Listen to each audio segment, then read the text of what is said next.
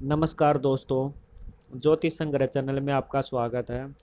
आज हम आपको बताएंगे कि कुंडली में विवाह का योग कैसे देखा जाता है, कुंडली से विवाह का योग कैसे निकाला जाता है। तो आपके सामने एक कुंडली दिखाई दे रही है। कुंडली में आपको 12 भाव दिखाई दे रहे हैं। ये 12 भाव बिल्कुल फिक्स रहते हैं, कभी बदलते नहीं हैं। ऐसा नहीं कि चौथे भाव में अगर 10 का अंक लिखा तो ये दसम भाव हो गया, ऐसा नहीं होता है। अगर चौथे भाव में अगर 10 का अंक लिखा है तो समझ लीजिए कि इसमें मकर राशि लिखी हुई है। तो आज हम आपको विवाह के योग बताएंगे, कुंडली विवाह का योग कैसे देखा जाता है। तो इस विवाह के योग के लिए हम सप्तम भाव पे चर्चा करते हैं। सप्तम भाव आपको कुंडली में दिखाई दे रहा है, जहाँ पर सातवां भाव लिखा हुआ है।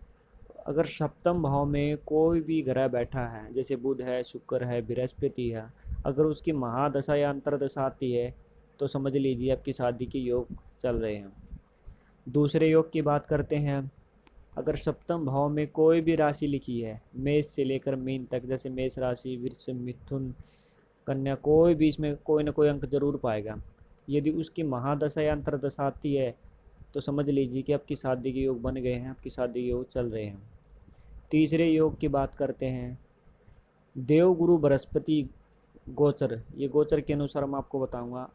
अगर बृहस्पति जैसे कन्या राशि में है आपकी कुंडली में, अगर गोचर में भी वह कन्या राशि पे आ गए तो सबसे ज़्यादा शादी के प्रबल योग बन जाते हैं, उसमें आपकी शादी होकर ही रहती है।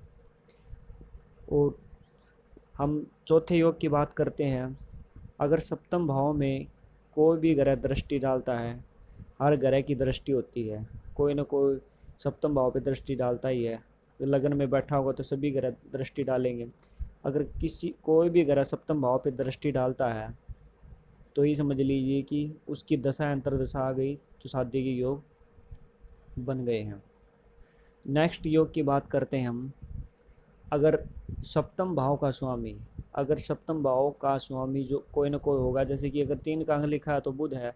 अगर बुध किसी भी राशि में बैठा है, अगर समझ लीजिए सिंह राशि में बैठा है, तो अगर उसकी दशा या अंतरदशा आती है तो समझ लीजिए आपकी शादी के योग चल रहे हैं।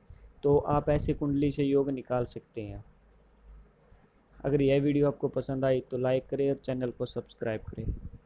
अगर आपको कुछ समझ नहीं आया तो आप कमेंट करके पूछ सकते हो। धन्यवाद।